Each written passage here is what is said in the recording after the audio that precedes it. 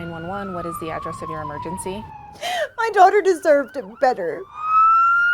They are images and moments in time Andrea Plunkett's mom will never forget. She deserved better, and she could still be here. She provided us these pictures from the day an SUV collided with her daughter. She wants everyone to know what happened, and Leah Plunkett wants to know why. 2 humans made bad decisions that day and took a child from this world. She's talking about this decision to bypass a nearby hospital and instead drive more than 17 minutes to Denver Health. En route to Denver Health following medical. Why did they travel so far? Why? She has questions about what Denver 7 has uncovered in this email from a Denver firefighter, what we found in this paramedic patient care report, and what we discovered in this video from a body camera. She didn't deserve to die. She was an incredible little human. Everything changed on the afternoon of May 22nd, 2016. Right now she is not conscious, but she is breathing. That's the voice of a Sheridan police officer. This is body camera video obtained by Denver 7 Investigates. It raises questions about decisions by Denver Health paramedics. So she's most likely going to be transported to Swedish. That police officer clearly knew Swedish Medical Center was the closest level 1 trauma center, just 2.2 miles away, and Andrea clearly needed level 1 care in a hurry. Instead, the paramedic crew chose to drive her 3 times farther, 6.6 miles away, to Denver Health. I wanted to know what took so long for my daughter to get medical care. Why does it take 20 minutes to get somebody life-saving blood and oxygen to their brain? Every second of that was killing her. Hospital reports and body camera video confirm the following. It took paramedics 10 minutes and 16 seconds to arrive to help Andrea. The national standard is less than 9 minutes. Paramedics then spent 5 minutes and 40 seconds on scene. And then, instead of taking her to Swedish just a couple minutes away, they spent 17 minutes and 28 seconds driving to Denver Health. What ultimately took her life was the lack of oxygen to her brain. Why 20 minutes? Why over 20 minutes? There's a hospital 5 minutes down the street with a Trauma 1 center. The answer to that question may have come from courageous former paramedics.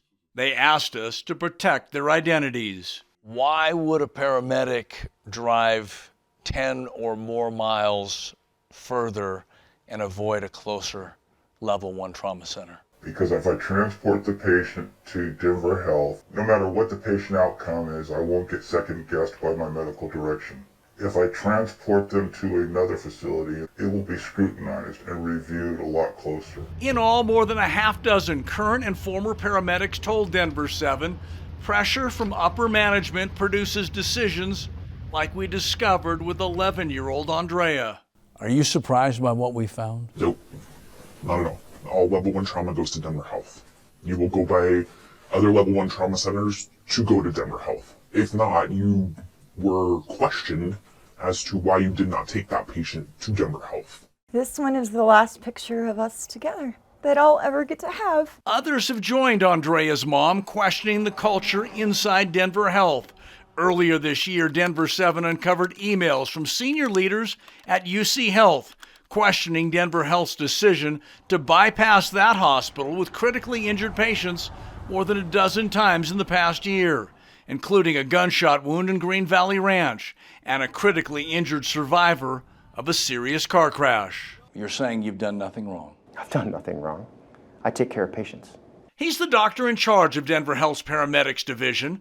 During this interview back in July, he doubled down on his hospital's decisions. I wouldn't change a thing about how we equip and take care of our trauma patients. Which explains why multiple sources confirm Denver Health made no changes in its culture after this memo sent by a Denver firefighter on the day Andrea was hit by the SUV. Hey, who's going to the hospital? I can. Go. The email includes another incident involving Denver Health ambulances passing up Swedish Hospital to take a critical patient to Denver Health. You're going to Swedish? Denver Health. That was a police officer questioning where the paramedics were taking Andrea. The email sent more than 5 years ago includes this telling line. The crew was very upset, and they stated this keeps happening in Sheridan, where they do not go to the closest level 1 hospital. They have stated this is the 4th time they recall something this significant happening. You've read that email. What did it say to you? Murphy Robinson is Denver's deputy mayor and executive director of public safety. Those emails said that we have a very frustrated group of firefighters who believe that something must change. This is shortly after Denver Fire pulled up. And here's another problem. We also showed Denver's deputy mayor this report.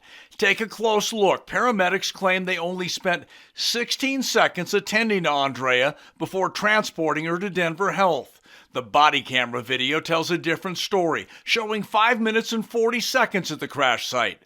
Combined with an extended response time and the decision to bypass Swedish, in all, a total of more than 30 minutes for Andrea to get to an emergency room. I think the facts of the video aren't accurately reflected in this specific report. A problem? Of course it is. It's a major problem. Robinson now says his team will dig deeper into the culture and performance of Denver Health's paramedics division. I will pledge to Andrea and every other person in the city and county of Denver that I will be reviewing this incident. I will be reviewing and making sure that we have paid close attention to how we respond, but also making sure that when we find incidences where there can be improvements, I will make those improvements. If you could talk to the chief executive officer of Denver Health right now, what would you say to her? I would want her to explain her policy. It's unfair. It's not right. You're going Swedish? Denver Health. Like, I can't even explain my emotions right now because on one side, I'm sad and I'm upset that my baby's not with me. On the other, I'm raging. 911. When you were there, I'm guessing like many, you were a proud member of one of the most prestigious paramedic divisions in the country. Absolutely, everyone wants to work for Denver Health. She spent nearly a decade in these ambulances, driving at high speeds, trying to save lives. What ultimately made you walk away? It's not a healthy environment. Since leaving Denver Health, she has found another job as a paramedic. She's asked us to disguise her voice and her appearance because she still fears retaliation. When you watched that story, that example, what did it say to you? I've done the same thing when I worked for Denver Health. Right now she is not conscious, but she is breathing. She's talking about decisions made by Denver Health paramedics responding to an 11-year-old girl hit by a car while riding her bike in Sheridan. My daughter deserved better. En route to Denver Health following medical. Why did they travel so far? Why? 5 years later, Leah Plunkett still wants to know why. Why did Denver Health paramedics bypass the closest level 1 trauma center? Swedish Medical was just 2 miles from the crash location. Instead, paramedics elected to drive Andrea more than 3 times the distance. Records show it took more than 17 minutes to get the critically injured 11-year-old to Denver Health. 2 humans made bad decisions that day and took a child from this world. I felt for those paramedics. They were doing exactly what they've been taught and told to do. And I know for sure, had they not done that, they would have gotten a talking to. You're going Swedish? Denver Health. I guess I'm not surprised, but still saddened at the same time that we're not putting what's in the best interest of the patient first. We're still putting the best interest of Denver Health first. She is now the 3rd paramedic to share her story in front of our cameras. In all, nearly 10 paramedics have independently talked with Denver 7 about what they describe as a potentially dangerous culture inside Denver Health's paramedics division. Why would a paramedic drive 10 or more miles further and avoid a closer level 1 trauma center? Because if I transport the patient to Denver Health, no matter what the patient outcome is, I won't get second guessed by my medical direction. If I transport them to another facility, it will be scrutinized and reviewed a lot closer. Are you surprised by what we found? Nope, not at all. All level 1 trauma goes to Denver Health. You will go by other level 1 trauma centers to go to Denver Health. If not, you were questioned as to why you did not take that patient to Denver Health. disappointed that this issue has come to light? I'm deeply disappointed if any of our paramedics thought that our goal was anything other than how to best take care of our patients. Dr. Kevin McVaney runs Denver Health's Paramedics Division. Since our first report back in July, the hospital has announced no changes to its policies and procedures. It's denied multiple requests for interviews to respond to the new information uncovered by Denver 7 and stands firmly behind this July interview. You're saying you've done nothing wrong? I've done nothing wrong. I take care of patients. I wouldn't change a thing about how we equip and take care of our trauma patients. What he said was he had done nothing wrong.